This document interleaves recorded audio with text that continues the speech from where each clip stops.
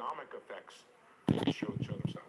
I think we're still, you're right, it's been a very dynamic time for these trade negotiations, and lots and lots of events in the intermeeting period, but we're still, a ways away from seeing where things settle down. We are clearly getting more and more information, and, I think at this point, people's estimates, our estimates, outside estimates of the likely, effective level of tariffs is not moving around that much at this point, but at the same time, there are many uncertainties left to resolve. So yes, we are learning more and more. It doesn't feel like we're very close to the end of that process, and that's not for us to judge, but it feels like there's much more to come, as well, looking ahead. Neil. Hi, Mr. Chairman. Neil Irwin with Axios.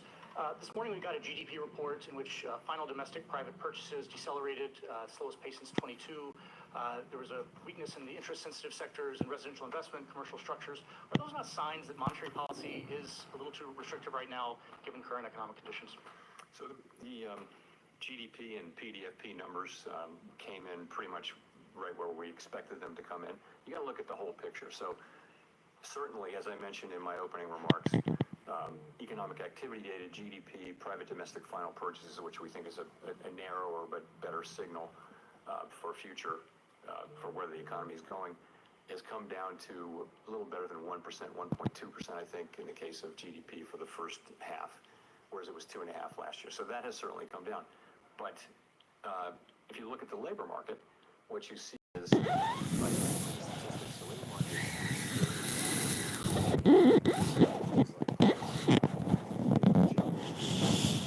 employment rate, they're all very, by many measures, very similar to where they were a year ago. So you do not see weakening in the labor market.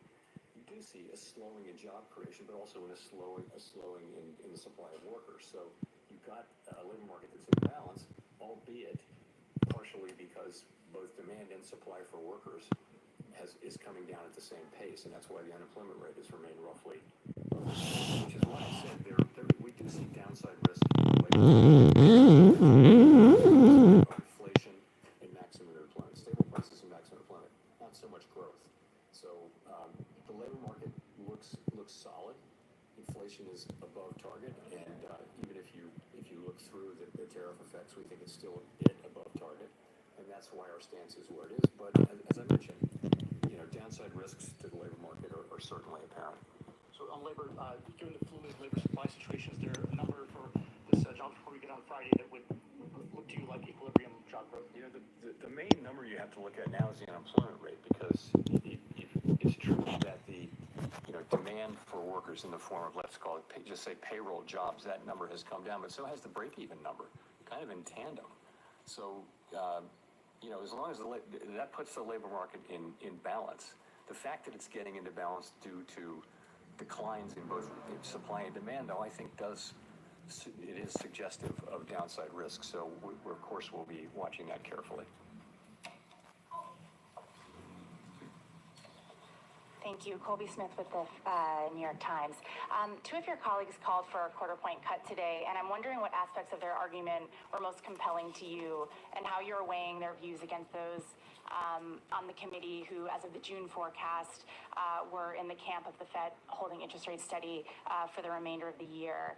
And just in terms of the June SEP in particular, is that still the best representation of where the core of the committee is?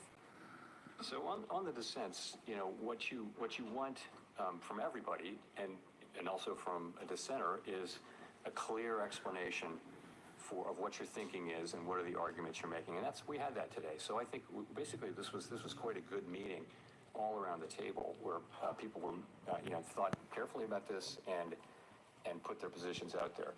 As I mentioned, the majority of the committee was of the view that inflation's a bit above target, maximum employment is at target. That calls for modestly restrictive, in my way of thinking, modestly restrictive stance of policy for now. But we had two dissenters who, I think, you want that clear thinking and expression of your thinking, and we certainly had that today, I think, all around the table. In terms of, you asked about the June SEP, I wouldn't. You're right. That's what it says, and that may well. I couldn't point to it 6 weeks later as expressing people's thought. You really can't do that. We don't run an SEP, and I don't like to substitute in my own estimate of what the SEP might be. We don't have one. So I'll just say that, we haven't made any decisions about September. We'll be monitoring all the incoming data and asking ourselves whether the federal funds rate is in the right place. And just on the point about policy being only modestly restrictive, does that mean that there's actually not much scope to reduce rates once the conditions for a cut are met, barring a significant weakening of the labor market? So let me say, my own estimate is modestly restrictive, and there are a range of views of what the neutral rate is at this moment for our economy, and so others may say it's more restrictive or less restrictive even.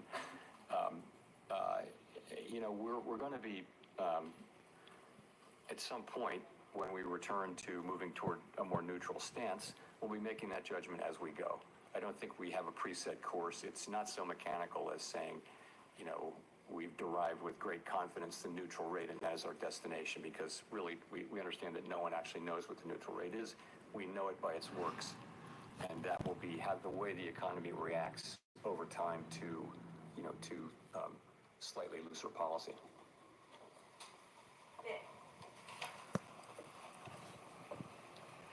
Nick Timmeros, The Wall Street Journal.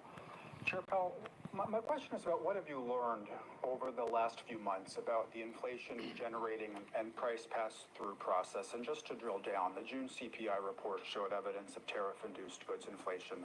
Now, the tariff landscape is only starting to be settled with some of these more recent deals. Given the lags between when tariffs are announced and when they show up in goods prices, is 2 months a long enough horizon to evaluate the impact and be confident that tariffs aren't impacting the broader inflation process?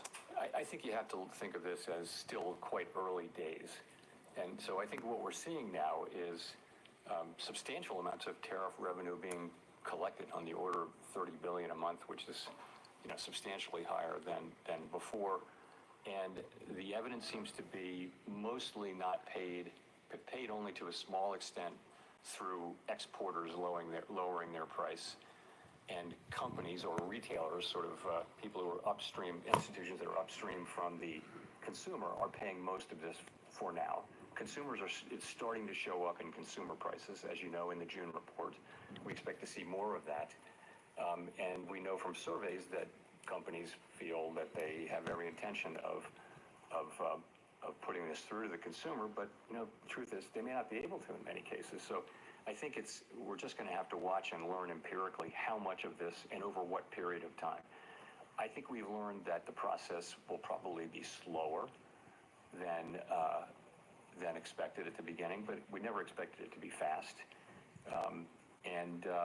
We think we have a long way to go to really understand exactly how it will be.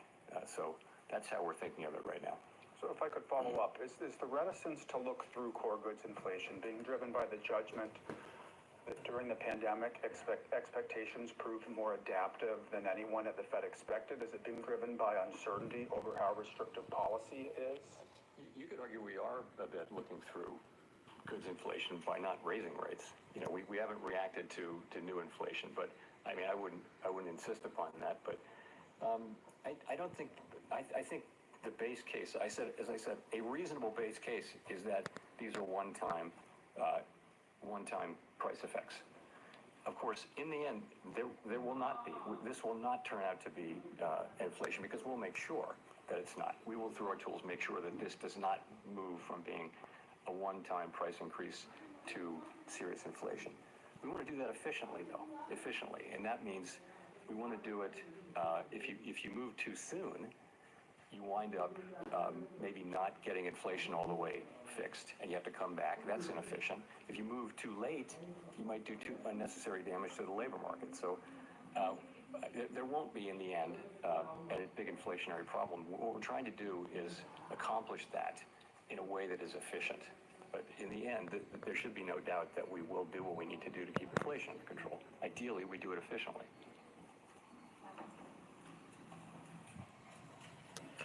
Michael McKee from Bloomberg Television and Radio. The one big bill, leaving aside the Short adjectives, the market for do you